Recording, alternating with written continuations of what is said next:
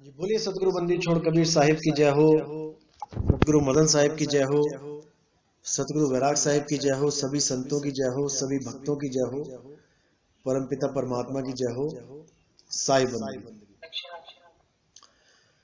तो जैसे कि पिछले सत्संग में बताया गया था आपको कि जो आपकी बुराइयां करता है या जैसे कोई मेरी बुराइयां करता है तो वो हमारा परम हितैषी होता है। असल में वो हमारा सबसे अच्छा दोस्त होता है। वो कैसे होता है वो आज मैं आपको बताऊंगा और आपको ये सुनकर आप खुद ढूंढोगे कि आपको भी कोई निंदक मिल जाए ताकि आपका भी काम बन जाए। बहुत इंपॉर्टेंट है हमारे जीवन में निंदक का होना। जैसे फूलों के जीवन में कांटों का होना बहुत जरूरी है। जिस फूल के जीवन में, जिस फूल की टहनी में कांटे नहीं होते हैं, छोटे छोटे बच्चे भी उसको कभी भी तबाह कर देते हैं, कभी भी तोड़ के ले जाते हैं। तो असली जो चीज है, जो रक्षक है फूलों का, वो कौन है? वो कांटे हैं। जब फूल में बड़े बड़े कांटे होते हैं, उस फूल को तोड़ने का बच्चे तो प्लान भी नहीं बनाते कि कांटे लग जाएंगे। वही कांटे उस फूल के सबसे बड़े रक्षक हैं। लेकिन अगर फूल सोचे कि कांटे हमारे दुश्मन हैं, तो ये फूलों की मंद बुद्धि कहलाएगी। ये बहुत छोटी सोच कहलाएगी, उसकी अज्ञानता कहलाएगी कि वो कांटों को अपना दुश्मन समझ बैठा है।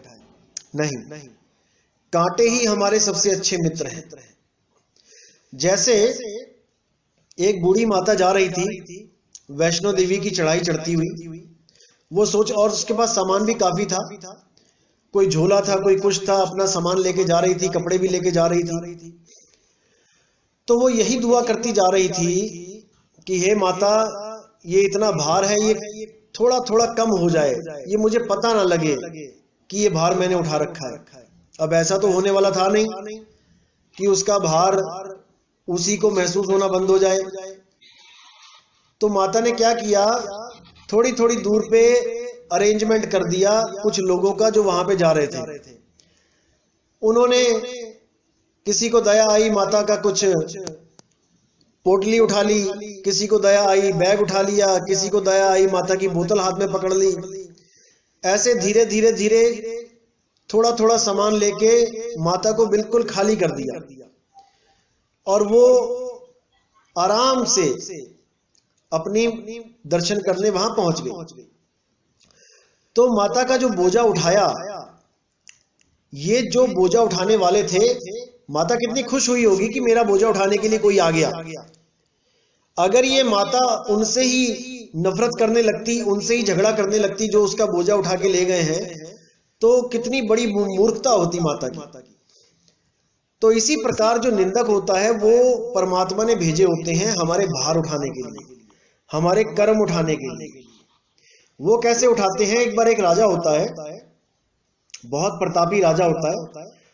उसने ये कसम खाई होती है कि दोपहर के 12 बजे से पहले पहले अगर कोई भी मेरे दरबार में भिक्षु या कोई साधु संत, कोई भी अगर कुछ भी मांगने आता है तो मैं उसको खाली हाथ नहीं भेजूंगा, जो मांगेगा उसको मिलेगा। तो बहुत मशहूर हो गया राजा इसी चक्कर में। बहुत से लोग आते, बहुत कुछ मांग के ले जाते, जो उनके बिगड़े हुए काम बन जाते उनके। तो एक बार साधु आया, वो 12:10 पे आ गया। अब राजा अपना राजपाट छोड़ के 12 बजे अपना बंद करके वो अपने घोड़ों के अस्तबल में चला जाता था। तो उस दिन भी राजा अपने घोड़ों के अस्तबल में पहुंचा और वहां पे अपने जो सबसे प्यारे घोड़े थे उनकी वो खुद सेवा करता था अपने हाथों से। उनको घास भी खिलाता था, उनका नहाना धोना भी खुद ही करता था। इतना प्रेम था घोड़ों से, यहां तक कि उनकी लीद भी वो उठाता था, लैट्रिन भी वही उठाता था। तो जब एक साधु पहुंचा दरबार में तो 12:10 हो गए थे, राजा जा चुका था। तो मंत्री संतरी ने बोला कि भाई राजा जी तो अस्तबल में चले गए हैं, आप वहीं जाके प्रार्थना करो जो आपको मांगना है। तो वो वहां चला जाता है और राजा से कहता है कि महाराज, बहुत दूर से चल के आया हूं, रास्ते में आपका राज्य आ गया, सोचा कुछ खाने पीने का इंतजाम हो जाए, मुझे भोजन चाहिए। मुझे भोजन चाहिए। तो राजा कहता है भाई तुम लेट हो गए, मेरा ये नियम है कि 12 बजे से पहले पहले अगर कोई भी आता है तो मैं उसको खाली हाथ नहीं भेजता, लेकिन आप लेट हो गए हैं, मुझे क्षमा करें, मैं आपको कुछ नहीं दे सकता। तो वो भिक्षुक कहता है कि कुछ तो दो महाराज, कुछ तो दो। अब आपके घर पे कुछ आया है, बंदा दरबार में आया है, आपके सामने खड़ा है, कुछ मांग रहा है, आप राजा हो, राजा धर्म के हिसाब से कुछ तो दो। तो राजा वहां पे लीद जो है वो साफ कर रहा होता है, बट्ठल में ढो ढो के उसको साफ कर रहा होता है। तो राजा क्या करता है, एक मुट्ठी लीद उठाता है और कहता है भाई मेरे पास तो यही है इस वक्त। तो महात्मा कहता है, साधु कहता है भैया जो है दे दे, कोई बात नहीं। तो वो उसकी झोली में डाल देता है एक मुट्ठी घोड़े की लीद। साधु लेके चला जाता है अपना। कुछ दिनों बाद क्या होता है, राजा शिकार पे निकलता है और शिकार खेलता हुआ जाता है, काफी दूर निकल जाता है। तो वहां पर एकदम उस राजा के घोड़े के सामने एक लीद का पहाड़ बन जाता है। जब लीद का पहाड़ वो देखता है कि ये क्या है भाई, ऐसा पहाड़ तो आज तक दिखाई नहीं दिया कभी, ऐसा भी कोई पहाड़ होता है, घोड़े की लीद का पहाड़। बड़ा चक्कर में पड़ता है, क्या है ये, है क्या चीज भाई, क्या है ये, क्या है। तो वहां पर एक साधु प्रकट होता है और साधु बोलता है महाराज आप इतना चिंतित मत हो, वो इस पहाड़ को देख के, ये आपकी ही देन है, आपकी ही उपज है, ये आपके ही कर्म है। ये जो लीद का पहाड़ है ये आपको ही खाना है, ये आपको खत्म करना है खा खा के। राजा बड़ा हैरान हो जाता है, कहता है ऐसे कैसे हो गया भाई, मैं क्यों लीद का पहाड़ खाऊंगा। तब राजा को वो साधु याद दिलाता है कि महाराज जब मैं आपके पास आया था भूख के कारण, मुझे भूख लगी थी, तब आपने रोटी की जगह मुझे ये एक मुट्ठी घोड़े की लीद पकड़ा दी थी। और जैसे कि जो दान का जो नियम होता है कि दान बढ़ता ही जाता है, जो आप दान देते हो, इस जन्म में आप 100 रुपए देते हो तो वो बढ़ता बढ़ता बढ़ता अगले जन्म तक लाखों रुपए हो जाता है, आपको बहुत प्रॉफिट होगा उसमें। दान बहुत ज्यादा जल्दी बढ़ता है। तो उन्होंने बोला कि ये जो एक मुट्ठी लीद थी जो आपने दी थी वो आज पहाड़ बन चुकी है और ये आपको ही खा खा के खत्म करनी है, नहीं तो और बढ़ती जाएगी ये। अब राजा परेशान, राजा कहता भाई ये कहां फंस गए, क्योंकि कर्म भी उसी के हैं, उसी ने दिया है। क्यों दिया था भाई, जब वो खाने के लिए मांग रहा था खाना तो तुम लीद देने के हकदार तो नहीं थे, अब लीद दिए तो खानी पड़ेगी। तो राजा बहुत रोने लग जाता है, गिड़गिड़ाता है, महात्मा जी कुछ तो करो, कोई इंतजाम करो, कोई हल बताओ कि क्या किया जाए। तब महात्मा क्या कहता है कि भाई देखो हल केवल एक ही है, तुम बहुत बड़े प्रतापी राजा हो, तुम्हारा बहुत मान सम्मान है, बहुत दुनिया तुम्हें नमस्कार करती है। अगर वही दुनिया तुम्हारी निंदा करने लग जाए, अगर वही दुनिया तुम्हें गालियां देने लग जाए तो ये पहाड़ खत्म हो सकता है। अब राजा बड़ा चक्कर में पड़ जाता है, भाई अब क्या किया जाए। लेकिन अब लीद का पहाड़ खाने से अच्छा तो कुछ भी है, मर जाना ही अच्छा है। तो राजा क्या करता है, बहुत दिमाग लगाता है क्या किया जाए, क्या किया जाए। तो वो ऐसा काम करता है कि एक वैश्या को ले आता है अपने राज दरबार में और वहां घोषणा करता है कि आज से मैं इसके साथ अपने महल में अलग रहूंगा, एक नया महल बना के उसमें अलग रहूंगा। तो वो उस वैश्या के साथ उस अलग महल में रहने लग जाता है और बिल्कुल नियम के साथ, हाथ तक नहीं लगाता उसको कभी, बिल्कुल साफ सुथरा नेचर। और हर सुबह से लेकर शाम तक उसको रथ में घुमाता है पूरे शहर में। अब पूरे शहर में उस वैश्या को लेके घुमा भी रहा है और उसके साथ अलग रह भी रहा है। तो धीरे धीरे धीरे धीरे लोगों ने बातें बनाना शुरू कर दिया। अब लोगों ने ऐसी ऐसी बातें बनाई, राजा को जहां भी लेके जाता था वो उसको तो पीछे से ऐसी ऐसी बातें सुनाते थे, इतना परेशान करने लग गए, इतना उल्टा बोलने लग गए कि राजा को दिखने लगा कि भाई पहाड़ कम हो रहा है। वो पहाड़ रोज दिव्य दृष्टि से दिखाया जाता था उसको कि आज इतना रह गया, आज इतना रह गया, आज इतना रह गया। वो 3, 4, 5 महीनों में वो पहाड़ बिल्कुल गायब हो गया। अब जब बिल्कुल गायब हो गया तो महात्मा ने फिर उसको सपने में बोला कि अब तू वापस आ, जहां पे पहाड़ था वहां पे वापस आ। तो जब वो वहां पे गया तो देखा उसने पहाड़ तो गायब है पूरा, लेकिन फिर भी वहां पे एक मुट्ठी घोड़े की लीद पड़ी हुई थी।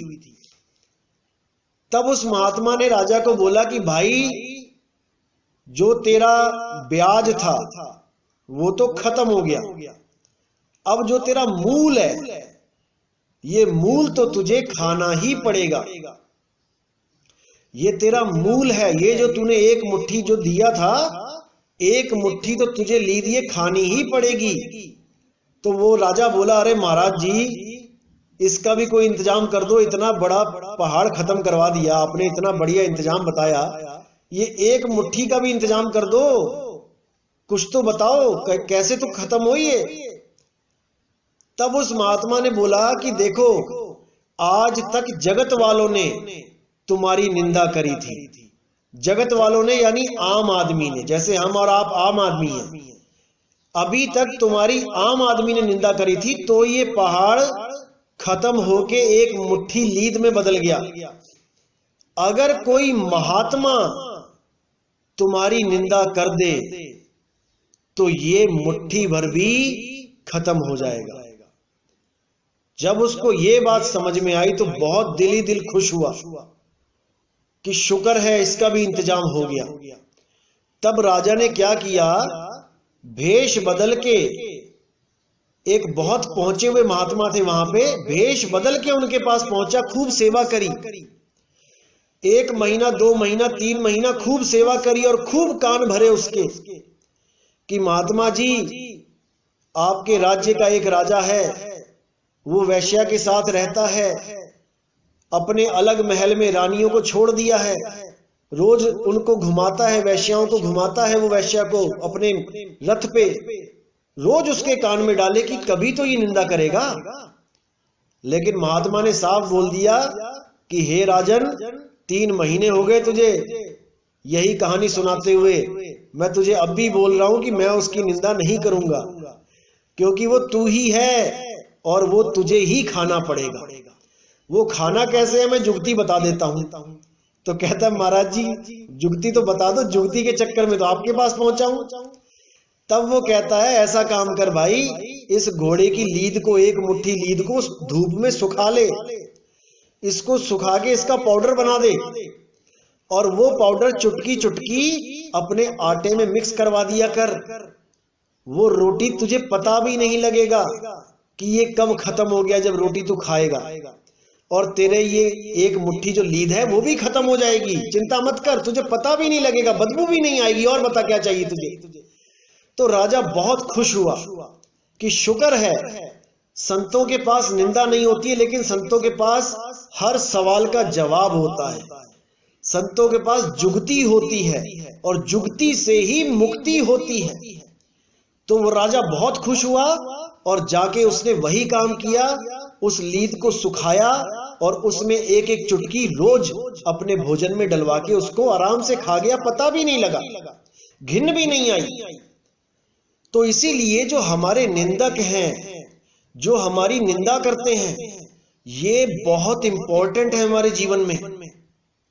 सबसे बड़ी बात तो ये है कि आपकी जब निंदा होने लग जाती है तब परमात्मा की तरफ से आपको एक लेटर आ जाता है कि अब आप आम आदमी नहीं रहे, अब लोग आपकी निंदा कर रहे हैं, यानी कि आप खास हो चुके हो, आप ऊपर उठ चुके हो, लोग आपकी टांग घसीट रहे हैं।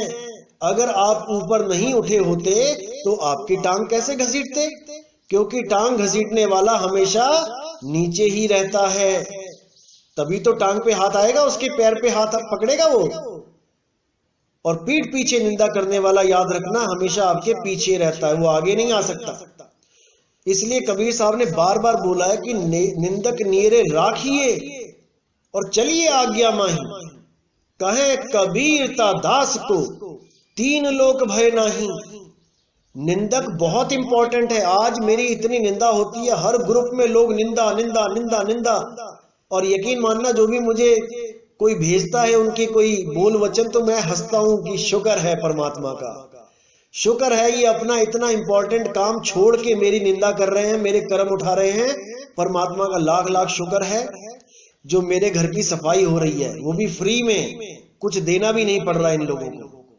जैसे मैंने उदाहरण दिया था कि गली में सफाई कर्मचारी आते हैं, आपका कचरा उठा के लेके जाते हैं, एक एक लिफाफा रोज भर के देते हो आप, और महीने के बाद वो आपसे पैसे लेने के लिए खड़े हो जाते हैं दरवाजे पे। हाँ जी, 1 महीना हो गया, 100 रुपए दे दो, 150 रुपए दे दो, मांगते हैं ना।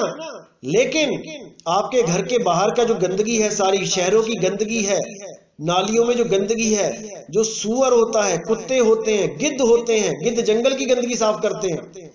कोई जानवर मर जाता है, कोई जानवर मर जाता है जंगलों में, तो उसकी बदबू, उसके सड़ने से फैलने वाली बीमारियां, ये सब गिद्ध खत्म कर देते हैं। और आपके जो नालियां हैं, नालियों में रोज गंद पड़ा रहेगा, नालियां साफ नहीं होंगी, आप बीमार पड़ जाओगे, नालियों में ढेर लग जाएगा, ब्लॉकेज हो जाएगी। तो ये जो सुअर होते हैं, ये आपकी नालियों में मुंह डाल डाल के गंद खाते हैं और आपकी नालियां साफ कर देते हैं। इसी प्रकार ये जो निंदक होते हैं, ये ऐसी ऐसी बातें करते हैं, ऐसी ऐसी बातें करते हैं कि आपका घोर से घोर कर्म, जिसके लिए आपको फांसी भी हो सकती थी, ये अपने सिर पे उठा लेते हैं, और उसके बाद सारी उम्र ये आपके पाप को ढोते रहते हैं, ढोते रहते हैं, और आप उस बूढ़ी माता की तरह आराम से खाली हाथ अपने मुकाम तक आराम से बिना बोझे के पहुंच जाते हैं। इसलिए निंदक सबसे प्यारे हैं। कबीर साहब ने तो यहां तक बोला, निंदक जीवे जुगन जुगन और काम हमारा होवे। निंदक जुगो जुग जीता रहे और हमारा काम बनता रहे। तो इसीलिए कोई मेरी निंदा करता है, उसको सुनो, बहुत प्रेम से सुनो, देखो कि कितनी निंदा कर रहा है, कितना आनंद आ रहा है उसको मेरी निंदा करने में। मैं खुद देखता हूं कितने लोग आनंदित होते हैं। असल में वो अपने मन को आनंद देते हैं निंदा कर करके। मन कौन है? काल भगवान।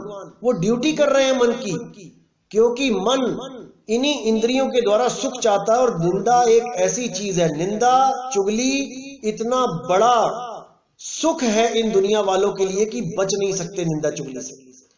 आप कहीं पर भी जाके बैठ जाओ 1 घंटा, किसी भी पार्टी में, किसी भी फंक्शन में, तो 1 घंटे में 50 मिनट केवल और केवल निंदा चुगली ही होगी लोगों की, क्योंकि इसमें महारस है।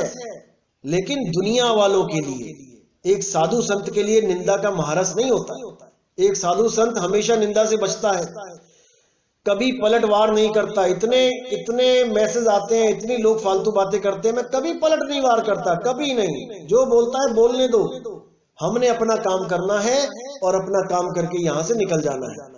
हमने किसी से कुछ नहीं लेना।